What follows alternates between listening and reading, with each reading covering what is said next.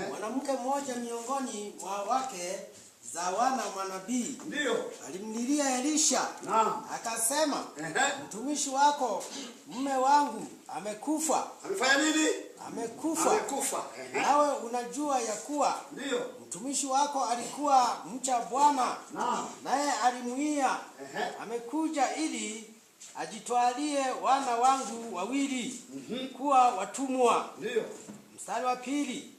Elisha akamwambia, nikufanyie nini? Ndio. Niambie, una kitu gani nyumbani? Ndio. Akasema, mimi mjakazi wako, ndio, sina kitu nyumbani ila chupa ya mafuta. Naam. Mstari wa 3. Akasema, nenda ukatake vyombo huko nje vichache kwa jirani zako wote, ndio, vyombo vitupu, ndio, wala usikate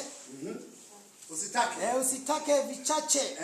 Kisha ndio uingie ndani, ujifungie mlango, wewe na wanao. Natosha.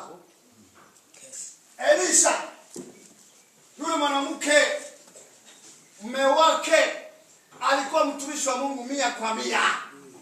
Tena alikuwa ni wana manabii.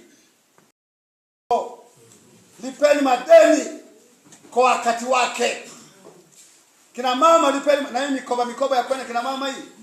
Anachukua huku, unachukua na kule, unachukua na kule, wakati kulipa na kwa kazi.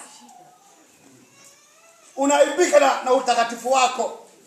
Keki godoro, mzigo la yani. Keki kinaiki.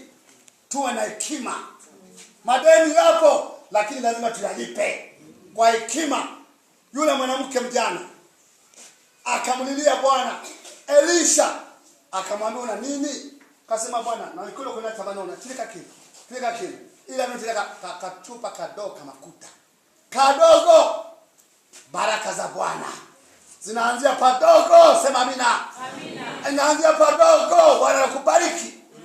Nilianzia kwenye dagaa mpaka leo namiliki majumba mamilioni. Hata kuuliza sofa hapo nianza na nini kujenga. Kana kwa labda mkono mazengo. Unaweza kujua. Watabana maisha. Leo na nyumba unamiliki namna hii. Kanisa lilikutibiri. Lilikuwa kanisa dogo tu kulisali tembea angalia msikumbuke. Leo umepata kanisa zuri. Una nini kidogo? Kile kidogo Bwana akafanya mambo makubwa. Tumisha Mungu Elisha. Ndio Mungu anasema mkitoa mtabarikiwa, alikuwa na maana. Mama mchungaji wako Arusha. Amekata tamaa, mume wake alishafariki. Ana miaka zaidi ya 10 na ameacha watoto 6. Yule mama ni mjane. Anasema, jamani mtumishi wa Mungu, mimi nina shida hapa. Jamani